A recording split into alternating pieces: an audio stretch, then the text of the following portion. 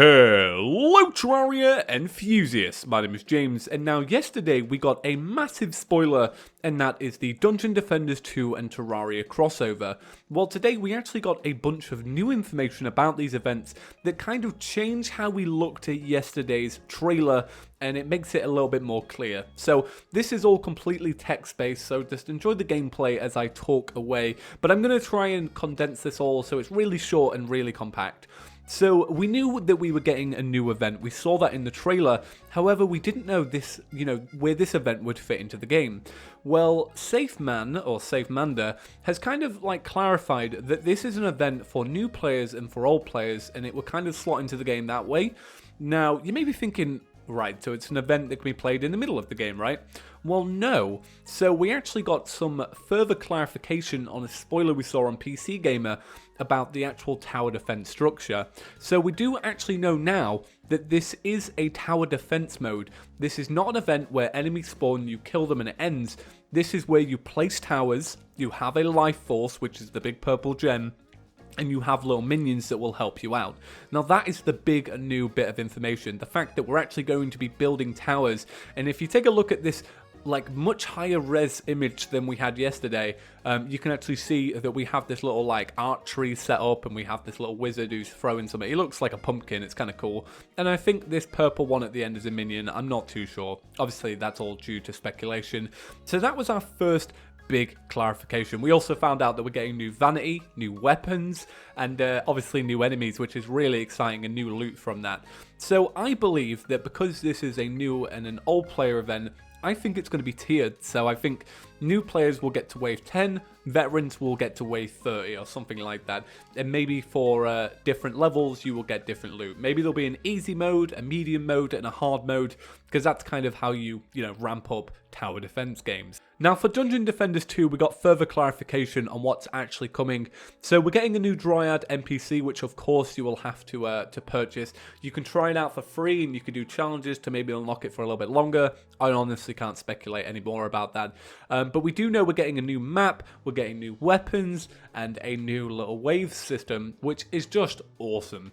So we actually got a big piece of news, and that's the release date. So Terraria 1.3.4, which is launching with this new event, and of course the new water physics, will be launching at the same time as Dungeon Defenders 2 on November 15th. That's right, it's less than 2 weeks away, which is amazing. So Terraria has had a track record recently of telling us we're going to get an update really soon and just giving it, which is amazing. So just to clarify, this will be free on PC edition only. We don't know if it's coming to PS4.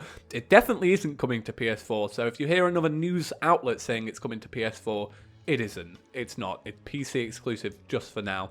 And now, just to clarify one last thing. So you were all brilliant in the comment sections yesterday. You were all so supportive. You were awesome. You were really enthusiastic. However, I kept seeing a few people being like, where is Terraria 1.3 for mobile and console? Let me quickly clarify why we don't have it yet and why we will have it in the future. So essentially, Terraria is made by people on a PC. You make it for the PC edition and then you ship it to the public.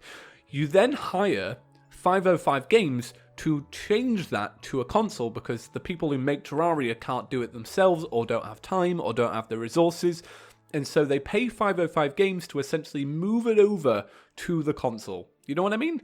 And that's why it takes so long, because we had one studio working on it, and then they've now been, moved to another project, and we have a new company working on Terraria 1.3 for console, and that's why we don't have it yet. But we will have it in 6 months. I know that's such a long time away if you're a console player, and it sucks, but the Terraria people are working on it.